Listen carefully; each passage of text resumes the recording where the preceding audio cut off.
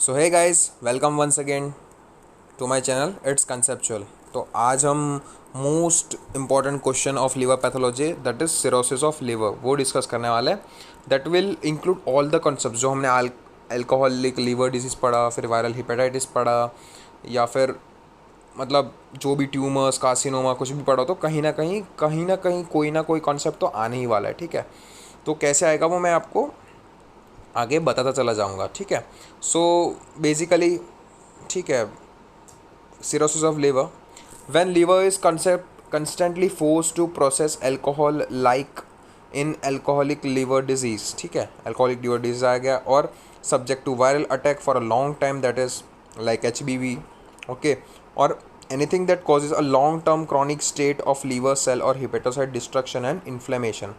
तो alcoholic liver disease से या फिर कोई भी hepatocyte को डैमेज हुआ, ठीक है, so that will lead to destruction and inflammation, and liver can become seriously scarred and damaged to the point where it's no longer reversible। तो मतलब बार बार अगर लीवर को वर्क करके करना पड़ा या ओवरकम करना पड़ा अपने डैमेजेस को, तो एक टाइम ऐसा आएगा कि it will be no longer reversible, and this process is known as liver cirrhosis. कि जब लीवर सीरियसली डैमेज हो जाएगा या फिर उसके टिश्यू स्कार होने लगेंगे, डेथ होने लगी, तो दैट टर्म इज नोन या that process is known as the liver cirrhosis. Okay, because it's usually irreversible, cirrhosis is often refers at the end stage or late stage liver damage। okay, so कैसे होगा? when the liver cells are injured, they start to come together and form regenerative nodules, because repair करना है तो regenerative nodules वो बनाएंगे। okay, these are colonies of living liver cells। there are one of the classic signs of the cirrhosis and why cirrhotic liver is more bumpy as opposed to a smooth healthy liver. तो regenerative nodules की वजह से क्या होगा, वो एक classic sign आएगी, that is the more bumpy, मतलब ऐसे नोड्यूल्स बन जाएंगे तो बम्प टाइप हमको दिखेंगे। ठीक है, एंड गाइस मैं बार बार बोल रहा हूँ कि अगर आपको डायग्राम्स एंड हिस्टोपैथोलॉजी देखनी है तो मैं लिंक डिस्क्रिप्शन में दी है, वो टेलीग्राम चैनल पे जाके उसको सब्सक्राइब कीजिए and download the PDF of the important images of the liver pathology. And मैंने जैसे जैसे सिस्टमिक पैथोलॉजी कवर की है, सब ही हिस्टोपैथोलॉजी एंड डायग्राम उसकी अलग PDF बना के हर्ष मोहन से एक्सट्रैक्ट करके स्पेसिफिक इमेजेस डाल दिए क्वेश्चन वाइज। ठीक है, तो you can check it out there. Okay, and मेरे नोट्स भी उधर पे ही मिल जाएंगे, so please check the link in the description. Okay, तो आगे बढ़ते हैं कि वो बम्पी अपेयर करेगा as the healthy liver is smooth and red. ठीक है, also in cirrhotic liver tissue will see between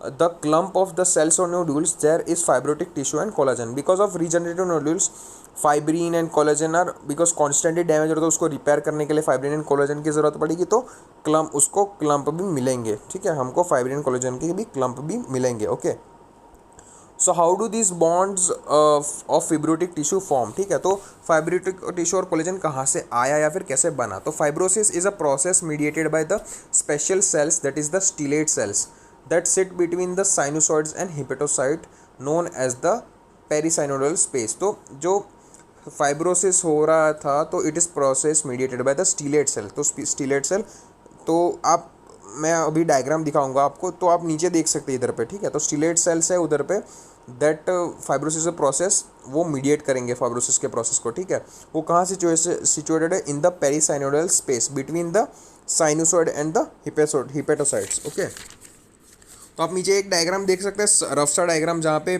portal vein और hepatic artery that is the sinusoids, ठीक है, और वो सेंट्रल वेन में ड्रेन कर रहा है, एंड द हिपेटोसाइड्स। ठीक है, तो वो दोनों के बीच में साइनोसोडल स्पेस एंड द, क्या बोल सकते हैं, हिपेटोसाइड्स के बीच में, that is the perisinusoidal space. Okay, तो portal vein and hepatic artery कहाँ? साइनोसॉइड में मिल रहे थे, and drain with the central vein, all lined with the hepatocytes. Along this we have the bile duct. ठीक है, तो आप डायग्राम में देख सकते हो ऊपर की हिपेटोसाइड्स के ऊपर जो वो बाइल डक्ट है। सो portal vein plus hepatic artery plus bile duct, that is the portal triad. ठीक है, तो हमने फर्स्ट में भी पढ़ा था कि portal vein, hepatic artery and जो बाइल डक्ट, तो आप पूरा इधर पे ऑब्जर्व कर सकते हैं डायग्राम में, दैट इज कि bile duct, portal vein and hepatic artery तीनों पोर्टल ट्रायड बना रहे हैं। So the perisinusoidal space that is around the sinusoidal space and stellate cells are between the structures. ठीक है, तो पेरिसाइनोसोडल स्पेस में स्टीलेट सेल्स है, तो हिपेटोसाइट्स है, देखो डायग्राम आप ध्यान से, बाइल डक्ट है, स्टीलेट सेल्स है, पेरिसाइनोसोडल स्पेस में वो सिचुएटेड है, एंड जो साइनोसॉइड है उसमें पोर्टल वेन और हिपेटिक आर्टरी आके ड्रेन कर रही है, and that is leading to the central vein. ठीक है, अब देखिए आगे, that is the stellate cell. तो हमने पूरा अभी पढ़ा ये फाइब्रोसिस का प्रोसेस की फाइब्रोसिस क्या कहाँ से हो रहा था। एक क्वेश्चन का आंसर जानने के लिए हम we are going in a systematic way. पहले तो हमने जाना पोर्टल ट्रायड कैसे है, फिर स्टीलेट सेल का फंक्शन क्या कि वो फाइब्रोसिस के प्रोसेस को मीडिएट करता है। तो अब कैसे करेंगे वो हम देखते हैं। एंड स्टीलेट सेल कहाँ है, that is the perisinusoidal space situated between hepatocyte and the sinusoidal space, जहाँ पे साइनोसोडल स्पेस में जहाँ पे hepatic vein and portal vein and hepatic artery drain कर रही है। ओके, तो स्टीलेट सेल्स फंक्शन क्या है, तो it stores the vitamin A, otherwise considered as the quiescent और डॉर्मेंट, मतलब वो डॉर्मेंट मतलब कुछ फंक्शन नहीं करता, but mainly it stores vitamin A. So when hepatocytes are injured they secrete the paracrine factors, okay, and this paracrine factors activate the changes in the stellate cells. ठीक है, तो paracrine factors की वजह से stellate cell में changes होंगे। अब क्या चेंजेस होंगे, activated stellate cells lose vitamin A, proliferate and start secreting transforming growth factors beta 1 और TGF बीटा। ठीक है, तो वो स्टॉप कर देंगे to store the vitamin A and transforming growth factor beta 1 और TGF beta, which causes them to produce collagen. तो वो फिर ग्रोथ फैक्टर प्रोड्यूस करेंगे, उसकी वजह से क्या प्रोड्यूस होगा, collagen. And this is the main ingredient in the extra cellular matrix fibrosis and scar tissue. ठीक है, तो collagen and fibrin is the main ingredient of the scar tissue. As the fibrotic tissue builds up, it starts to compress the central vein and sinusoids. अब simple सी बात है, अगर आप diagram को देखोगे तो इधर पे अगर कोलेजन और फाइब्रिन है तो ऑब्वियस सी बात है वो प्रेशर बनाएगा। ठीक है, फाइब्रिन और collagen it starts to compress the central veins and sinusoids. In normal state the stellate cells help in wound healing and process. ठीक है, तो स्टीलेट सेल नॉर्मल स्टेट में क्या करेंगे कि वाउंड हीलिंग को प्रोसेस करेंगे। But when the liver cells are constantly injured the stellate cells are constantly activated. तो उसकी वजह से क्या होगा कि स्टीलेट सेल पहले स्टोर कर रहे थे, बट अब नहीं, ग्रोथ फैक्टर सिक्रीट करके फाइब्रिन एंड कोलेजन बना रहे थे, तो जो बार बार वो कंप्रेस करता रहेगा साइनोसोडल स्पेस को। So they constantly produce collagen and factor they had and that lead to fibrosis. ठीक है, and it is one of the complication of the liver cirrhosis, that is the fibrosis. तो वो क्यों हो रहा है, because of the constantly activation of the stellate cells and it is also compressing the sinusoids, जहाँ पे hepatic artery and portal vein है। ठीक है, as the central when and sinusoids become compressed and push on the fluid inside, their pressure starts to build up leading to the intrasinusoidal hypertension. ठीक है, that is portal hypertension. Okay, तो वो pressure buildup होना चलेगा because fibrin and collagen धक्का मारेगा नीचे। मैं बार बार बोल रहा हूँ कि आपके ये डायग्राम आप बना लीजिए एंड तो आपको समझ में आ जाएगी। साइनोसोडल स्पेस को नीचे वजह मारेगा तो उसकी वजह से क्या होगा, स्टीलेट सेल एक्टिवेट की धक्का मारेगा तो उसकी वजह से नीचे एरिया कम होगा, तो उसकी वजह से प्रेशर बढ़ेगा एंड प्रेशर बढ़ेगा तो it will lead to the portal hypertension, या बोल सकते हैं हम intrasinusoidal hypertension. Okay, so if increased portal vein pressure means fluid in blood vessels is more likely to get pushed into the tissues and across the tissues into large open spaces like the peritoneal cavity. तो fluid अगर portal vein में pressure ज़्यादा बढ़ा तो fluid in blood vessel is more likely to get pushed, तो जो fluid होगा वो ज़्यादा पुश होगा टिश्यूज़ में and across the tissue into large open spaces. ठीक है, तो वो ओपन स्पेसेस में भी लार्ज जाएगा। That's why cirrhosis leads to the excess peritoneal fluid, a condition called as ascites. तो पेरिटोनियल फ्लूइड या फिर ओपन स्पेसेस में वो जाएगा बिकॉज ऑब्वियस सी बात है कि टिश्यूज़ में सब जगह तो नहीं, तो कहीं ना कहीं इंटरस्टिशियम या फिर ओपन स्पेस में जाएगा, तो it will cause the ascites. तो पहला था फाइब्रोसिस कॉम्प्लिकेशन एंड दूसरा है ascites. Okay, it can result in complication like congestive splenomegaly. Cirrhosis जो है it can lead to complications like the congestive splenomegaly and hypersplenism. तो ascites, fibrosis, congestive splenomegaly, hypersplenism, that are the various complication of the liver cirrhosis. Circulatory system starts diverting blood away from the liver because pressure बढ़ता चला जा रहा है, तो circulatory system क्या है कि direct divert blood away from the liver because high liver pressures. ठीक है, because of the compression. This is known as the protosystemic shunt. तो वो क्या होगा कि जो सर्कुलेटरी सिस्टम होगा तो वो ब्लड डाइवर्ट करेगा because of high pressure and this is known as the portosystemic shunt. Tends to go to the systemic circulation because of the less resistance flow.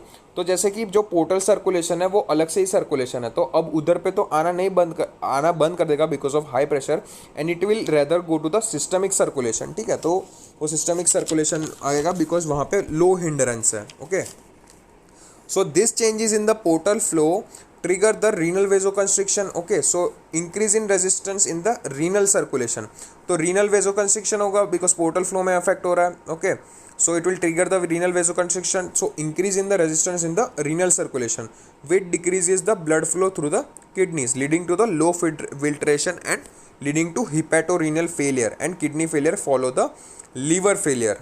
Okay, so renal decrease in blood pressure to the portal, फिर जो क्या प्रोटोसिस्टमिक shunt हुआ तो उसकी वजह से systemic circulation में blood चला गया, तो इधर पे पोर्टल सर्कुलेशन में ब्लड कम हुआ तो it will lead to the renal vasoconstriction, उसकी वजह से increase resistance in the renal circulation, तो उसकी वजह से decrease blood flow through the kidneys, तो that will lead to the low filtration and hepatorenal failure होगा, एंड उसके बाद लीवर फेलियर भी होगा. ओके, सो फाइब्रोटिक टिश्यू है, that will increase the pressure, blood diversion हुआ, essentially reduces the number of function of sinusoidal veins and the function of portal tract, that will decrease the liver function. Okay, तो basically ये एक summary है कि fibrosis हुआ, pressure बढ़ा, blood circulation हुआ, प्रोटोसिस्टमिक shunt हुआ, फिर उसकी वजह से वेजो रीनल वेजो कंस्ट्रिक्शन हुआ, तो उसकी वजह से फिल्ट्रेशन कम हो गया, तो that will lead to the renal low filtration, and that is the it will lead to the hepatorenal failure. ठीक है, दैट इज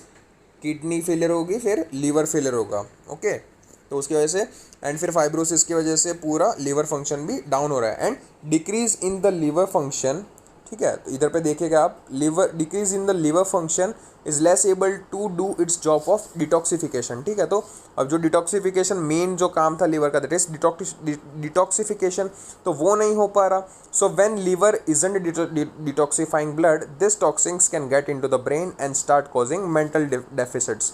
ठीक है, a condition known as the hepatic encephalopathy. Okay, and major one is the ammonia. ठीक है, जो toxins में major one is the ammonia, and it is mainly in the GIT. Usually the liver plays a vital role in removing ammonia and stopping into the systemic circulation. ठीक है, as liver becomes more damaged, more of NH3 ammonia and other toxin gets into the brain. Patients and might develop asterixis. Okay, तो asterixis क्या है? That is tremoring or jerky hands. Okay, when outstretched, तो मतलब patient को क्या होगा कि अगर आउटस्ट्रेच हमको करवाएंगे, ठीक है, या फिर फुल एक्सटेंशन कराएंगे, तो it will produce some uneven jerks, and is even more toxins build up, eventually patient can progress to coma. तो टॉक्सिन धीरे धीरे डेवलप होंगे, तो first it will lead to asterixis and then eventually lead to the coma.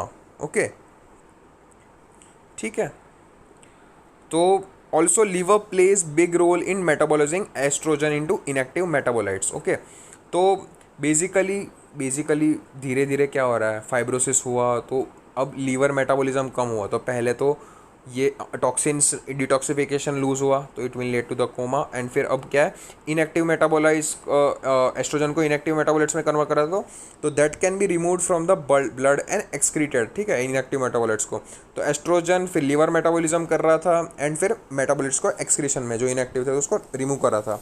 So patient can also experience complication due to increased estrogen in the blood like gynecomastia, spider angiomata and Palmer erythema. Okay, तो increase estrogen की वजह से ये सब complications आएंगे.